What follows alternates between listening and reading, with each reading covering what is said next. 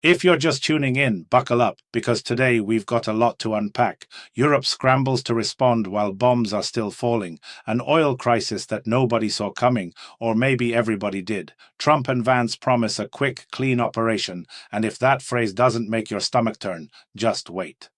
Spain's Prime Minister goes rogue. The EU's top official bypasses her own parliament. A sitting US senator says this war was a choice, not a necessity. American service members have already paid the price. And then, right at the end, something that might just blow your mind. A story about betting markets and what looks an awful lot like someone knew exactly what was coming before it happened. Trust me, you want to stay for that one. Before we dive in, if you find value in what we do here, and I mean the hours of research, the cross-referencing, the fact-checking so we don't peddle nonsense, hit that like button, subscribe if you haven't already. And if you really want to keep this kind of independent journalism alive, consider sponsoring the channel or dropping a super thanks. Every little bit helps us stay honest and stay here. We don't have a corporate safety net, we've got you. That's it, that's the whole business model. Now let's get into it. So, Europe's reaction to the strikes on Iran, you'd think, given the magnitude of what just happened, you'd get something bold, something definitive. What did we get instead? A joint statement from the European Commission and the EU Council expressing, and I quote, serious concern. Serious concern. They called for the protection of civilian populations and respect for international law. Ursula von der Leyen announced an emergency meeting of security commissioners on Monday. The bombs are falling now, and the meeting is Monday. That's European diplomacy for you, always punctual, never on time. Now here's where it gets a little more interesting. Germany's Chancellor Friedrich Merz, France's Emmanuel Macron, and Britain's Prime Minister Keir Starmer did come together with a joint statement. They condemned Iran's attacks and demanded Tehran immediately cease indiscriminate military strikes. UN Secretary-General Antonio Guterres expressed deep concern. Deep concern. One step above serious concern, I suppose. The whole thing reads like a bureaucratic escalation ladder of worry, and while the world is quite literally on fire, they're scheduling meetings. I wish I were making this up, but let me tell you what's really shaking global markets right now, because this next part affects every single one of us. The military operation against Iran has triggered what might be the biggest oil crisis in years. More than 150 tankers, and I want you to sit with that number, more than 150, are sitting at anchor in open waters right in front of the Strait of Hormuz. We're talking crude oil carriers, liquefied natural gas vessels just parked there. Traders and shippers are scrambling to reroute deliveries. And here's the thing, there hasn't even been physical damage to the infrastructure. The mere risk, just the possibility that tankers could get trapped in the Persian Gulf or become targets, was enough to send the market into a full-blown panic. The Strait of Hormuz is the bottleneck of the global economy, and right now not a single tanker can squeeze through it. But panic flows just fine. Now, if you're wondering what Washington is actually saying about all this, well, buckle up again. Donald Trump stated that if Iran continues retaliatory strikes against American bases, the US will respond with, his words, unprecedented force. Vice President J.D. Vance, in an interview with the Washington Post, categorically ruled out any prolonged confrontation. He said, and this is a direct quote, "There is no chance that the United States will be drawn into an endless, exhausting conflict. The administration is banking on a rapid dismantling of the ruling regime in Iran. Israeli sources are reporting that airspace could remain closed for the entire next week, a quick, victorious operation." That phrase. I don't know about you, but that phrase has never once in recorded history actually delivered on its promise. Not once. And yet, here we are again. If that doesn't make you a little uneasy, I'd argue you're not paying attention. And speaking of paying attention, let me take you to Madrid for a second, because Spain's Prime Minister Pedro Sánchez just did something that very few European leaders had the nerve to do. He openly condemned the US and Israeli strikes on Iran.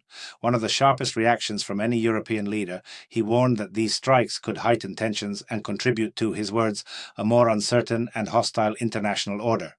Spain also rejected the Trump administration's invitation to join the so-called Peace Council initiative for the reconstruction of Gaza.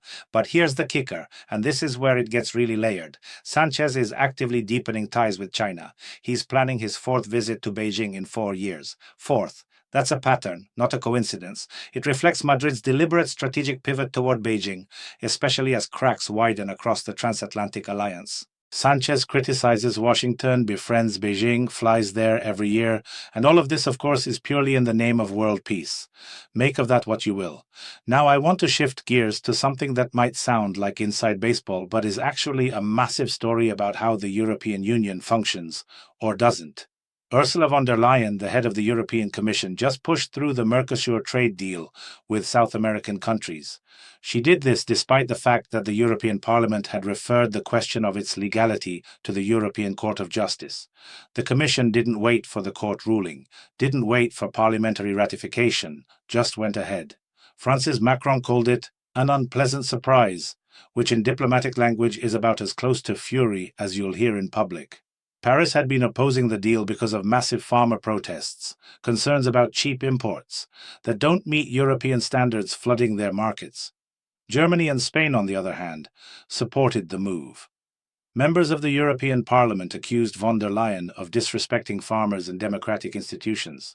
Think about this for a second. The largest free trade agreement in history is being implemented without a vote from national parliaments, without the European Parliament's approval, and without even waiting for the EU Court's opinion. Democracy in the EU works beautifully. The Parliament votes, the Court deliberates, and the Commission has already decided everything. If that doesn't tell you something about where power actually sits in Brussels, nothing will. Let me ask you something before we move on. Are you seeing the pattern here? Are you noticing how many of these stories connect? Keep watching, because the next part is where things get really serious. Now, to Washington. Senator Mark Warner, the vice chairman of the Senate Intelligence Committee and a member of the so-called Gang of Eight, went on Bloomberg and said something that should be front-page news everywhere. According to intelligence data, there was no imminent threat to America from Iran. Let that sink in. No imminent threat.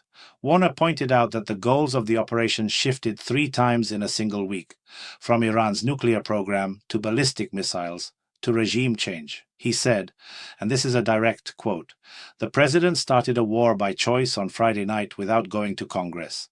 He noted that during Secretary of State Rubio's briefing on Tuesday, the day of the address to Congress, several options were presented.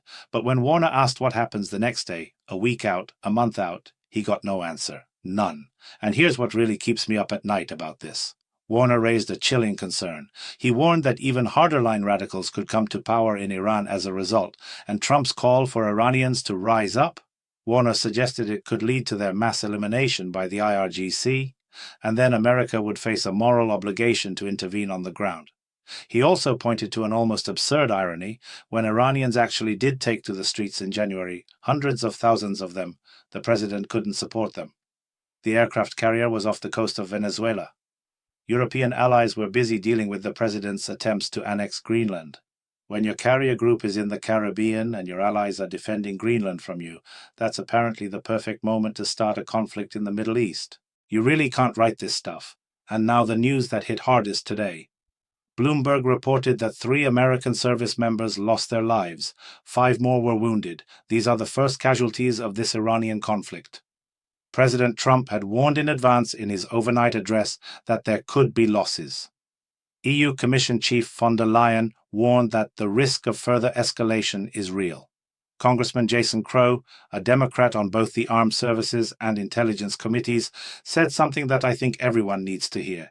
He said, "We spent 20 years on wars in Iraq and Afghanistan, trillions of dollars, thousands of lives, and it all ended badly. We won every battle but lost the wars because there was no strategy."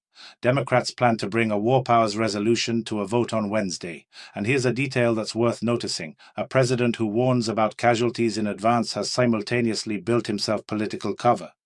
"We knew this would happen" sounds a lot better than "we didn't expect this." That's not leadership. That's messaging. Now I saved this one for last because I promised you something interesting, and I think this delivers. Polymarket, the prediction market platform. According to the analytics firm Bubble Maps, 6 accounts on Polymarket earned approximately $1 million betting that the US would strike Iran before February 28th. All 6 accounts were created in February. They placed bets exclusively on the topic of Iranian strikes, and some of those bets were made just hours before the first explosions in Tehran. Hours. The betting pattern has raised serious suspicions of insider trading. When even prediction markets become an indicator of leaks from the White House, that's not a prediction market anymore. That's an intelligence market, and if that doesn't tell you something deeply troubling about who knew what and when, I honestly don't know what will. That's where we are. Wars chosen, not forced, markets shaken, allies divided, service members gone, and somewhere, someone placed a bet because they already knew. If any of this made you think, share it. Drop a comment. Tell me what you make of this Polymarket story, because I have a feeling we're only scratching the surface. And whatever comes next, you know I'll be right here, trying to make sense of it with you. Every time you hit that like button or drop a comment, you're not just reacting, you're actually telling YouTube's algorithm that this video matters, that it deserves to be seen by more people. That's how it works. A single like, a few words in the comments, and suddenly this reaches someone who needs to hear it. So if anything in today's episode made you think or made you want to argue, even better, let me know below. Subscribe if you haven't, because this is where we do the work, the real digging, the cross-referencing, the hours spent making sure we're not just adding noise. And if you want to go a step further, sponsoring the channel or using super thanks, that's what keeps this whole thing running. No corporate backers, no editorial board telling me what I can and can't say. Just you, making a choice to support journalism that answers to its audience and nothing else. I don't take that lightly. Thank you for being here. It means more than you know.